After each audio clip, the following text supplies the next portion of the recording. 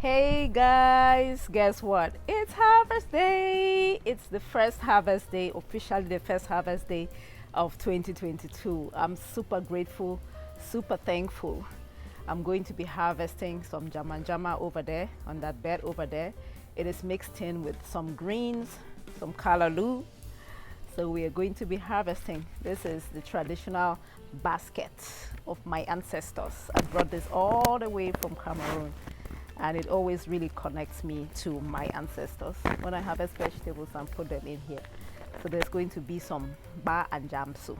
That's some fufu and njama. We are going to harvest, process, and cook the njama today. I am truly grateful for this.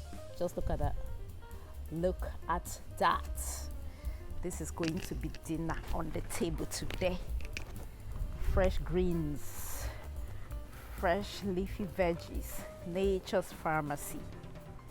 Nature's pharmacy is going down.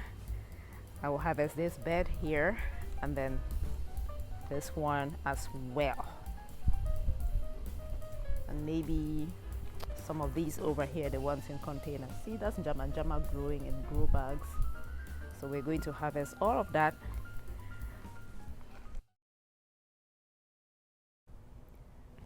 I'm going to use my knife to do the harvesting.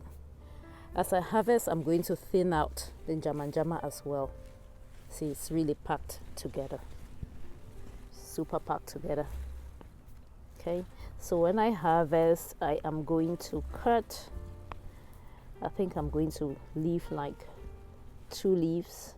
Some people count just one. You can cut here, cut here. I think I'm gonna cut like right here. I'll just see this. So as far as where I'm going to cut the njama, I want this to grow into another stem. See this little node? This is another node. So if I cut it right here, next harvest, this will produce a side shoot, and then I will have 2. If I cut it here, then I will have just 1 side shoot.